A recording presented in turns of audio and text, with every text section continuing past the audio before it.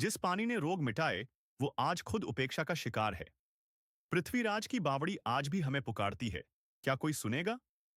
अजमेर के पहाड़गंज इलाके में भीड़ भाड़ से दूर चुपचाप खड़ी है मलुसर बावड़ी।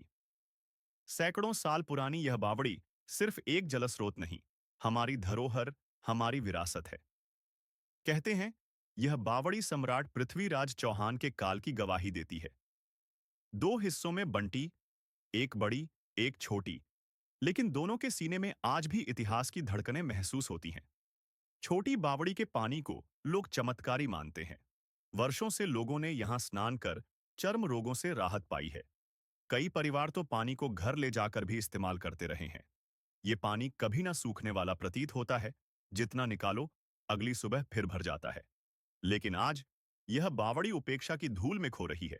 ना देखरेख है, ना साफ सफाई। जबकि यह स्थान आज भी सैकड़ों लोगों के लिए उपयोगी हो सकता है, अगर इसे संजोया जाए। मलुसर बावड़ी हमसे कुछ नहीं मांगती, बस एक नजर ममता की, एक हाथ सेवा का।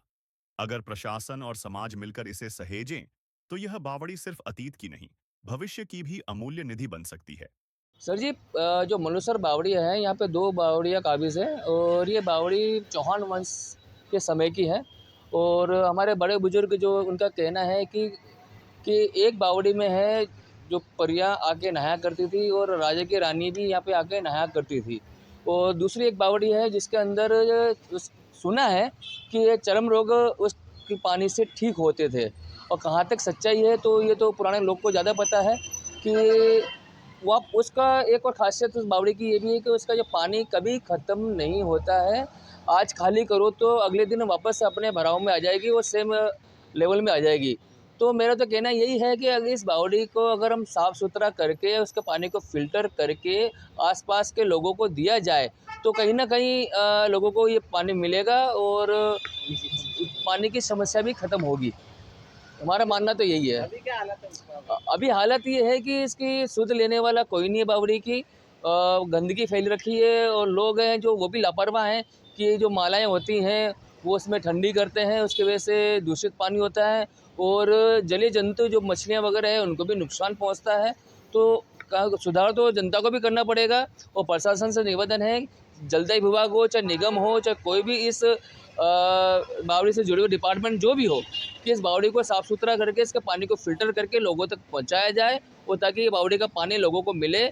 और सुना है कि जो बावड़ी में चर्म रोग ठीक होते हैं, वो तो कितनी सच्चाई है वो तो पुराने बुजुर्ग को पता है। लेकिन पानी बहुत काम आ सकता है क्योंकि पानी कभी ख़त्म होता नहीं इस बावड़ी का। मुकेश सबलानिया। कितने फुट है मतलब पानी और कितना गहरा है?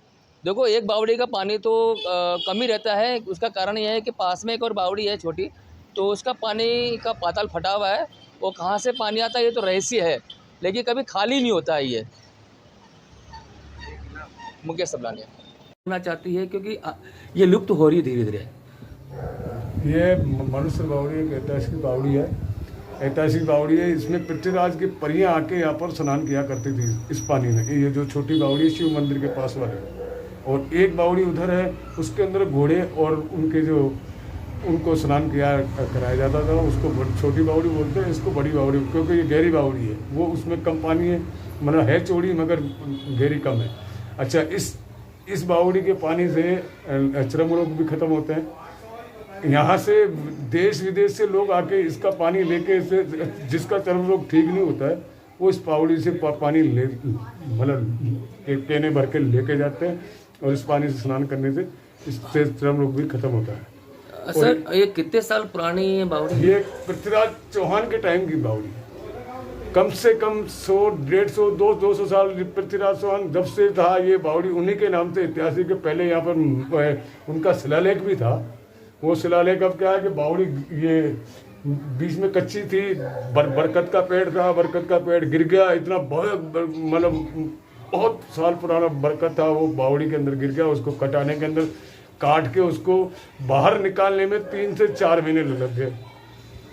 और उसके बाद इस बावड़ी की पूरी साफ सफाई करके फिर उसको हमने नए सिरे से, मेयर थे कमल बोकोलिया जी, उनके द्वारा ये 27.5 लाख 28 लाख रुपए के अंदर। और ये यहाँ पे पीर बाबा की जो स्थान, हाँ वो पीर बाबा का जो स्थान है, ये भी बहुत पुराना, बरसों से पुराना, वही उसी टाइम का यही है। पहले छोटा सा था, एक एक एक एक छोटा उसका था, वो भी उसके साथ गिरने के कारण से हमने फिर हमारे ये हिंदू लोग हैं, हम सब ने इस मंदिर को और उस मस्जिद को हमने हमारे पैसे उगा कर हमने जो है इसको हम लोगों ने बनवा के और इसको ये तैयार किया। ये आज ये नई स्थिति में इसलिए हुई, नहीं तो पहले पुरानी थी ये।